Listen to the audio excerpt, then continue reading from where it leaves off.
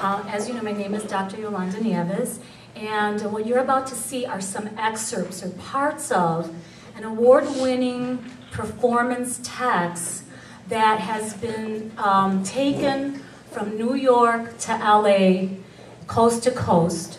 The Vida Ensemble are a group of women that came together to help me promote and tell the stories of second-generation Puerto Rican women. What you're going to see, again, are experts. And the first two speak about the diaspora. And if you don't know what the diaspora is, it's a forced movement of people from one place to another, which was what happened to Puerto Ricans in Puerto Rico, but at the same time it has a universal message because so many other people have been forcibly moved from their homes in Africa, in China, in Europe, etc. So the messages are universal. And then we're going to try to do what's called a choreo poem. And a choreo poem is a technique where many voices speak independently and then come together. And so we're going to try that for you tonight. Thank you.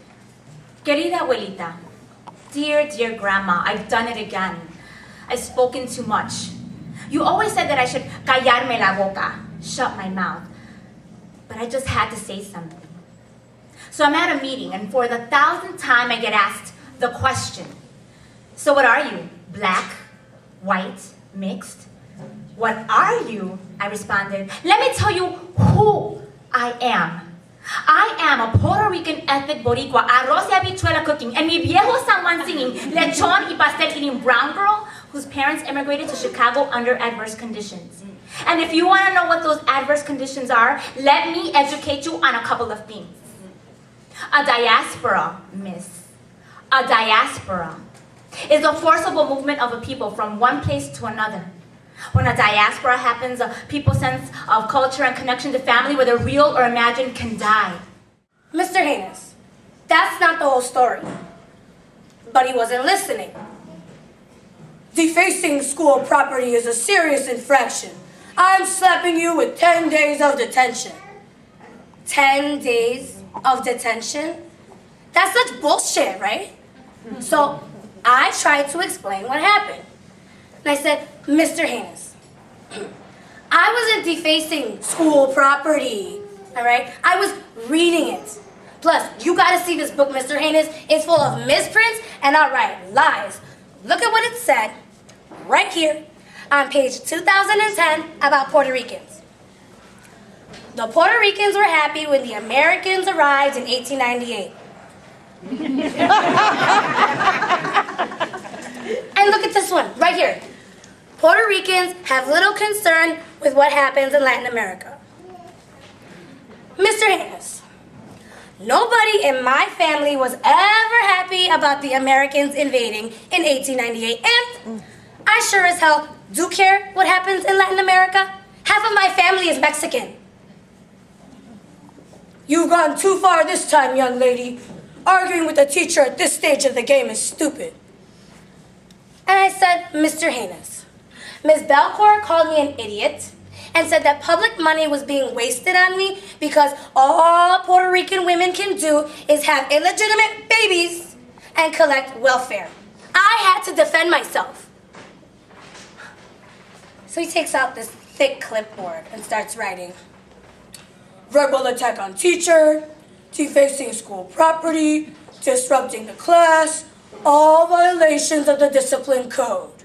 I'm not light enough to be white. I'm not brown enough to be black. Those are my genes. And people don't like anything in between. In between makes them nervous.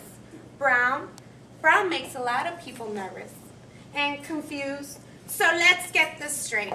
I am not the one confused. What might seem to you insurmountably odds to relations to men are part of my existence, and lying to myself is not an option. So don't expect me to be inappropriately ashamed of myself for telling you so.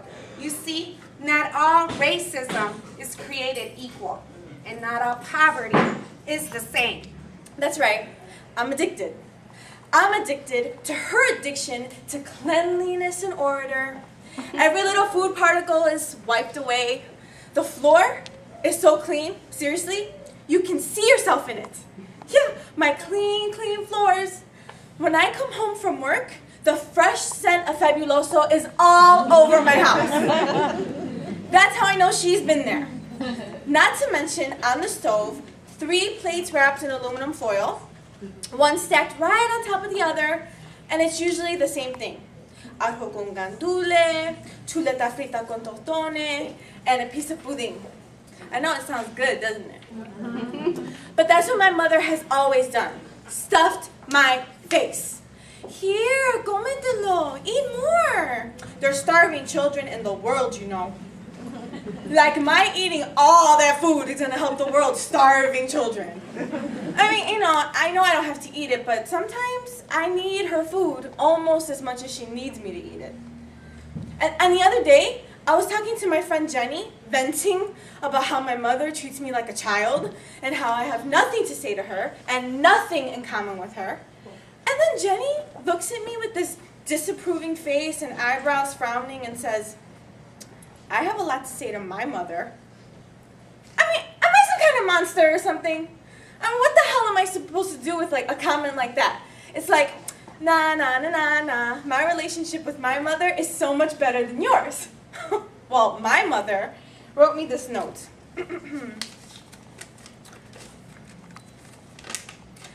I am going to Ho-Chan Casino. Please check on your father at least once while I'm away. They won't change his diaper if they see no one is coming to check on him.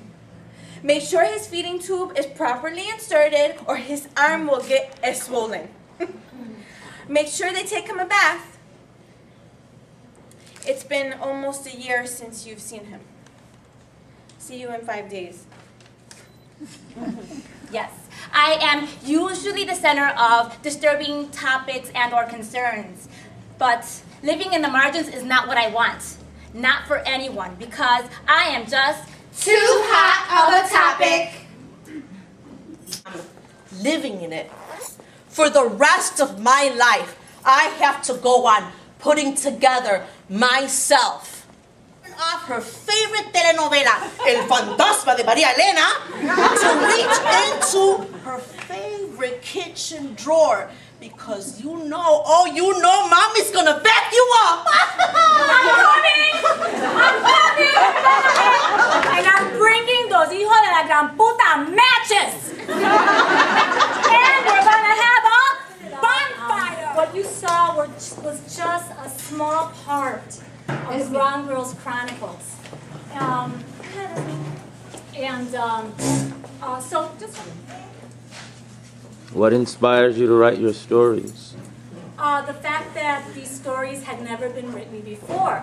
In Laura's piece, the GED story, that was true. Everything that you saw here is true. Nothing was really made up. The women gave me the stories, and so I just kind of put them together in a way that people would be able to understand the experiences of women of color, in particular in Humboldt Park. Could you talk a little bit about your process? Like the whole, because you refer to research, but I have no idea what that is. And the process was exhilarating, exciting, painful. These women, in particular my sister and my daughter, were witnesses after I read these interviews and transcribed them and heard them. It would be 90 degrees outside, and I'd be like at home with the covers over my head, because I had to live and relive these stories. It really took a lifetime. It took a lifetime to do this. Because you have to grow up being second-generation Puerto Rican and have lived in Humboldt Park and seen the Division Street riots, etc., to have been able to get the women to give you the stories. These stories were gifts to me by people who trusted not just me, but my parents and my grandparents. Otherwise, a lot of these women would not have talked to me. So that was part of it.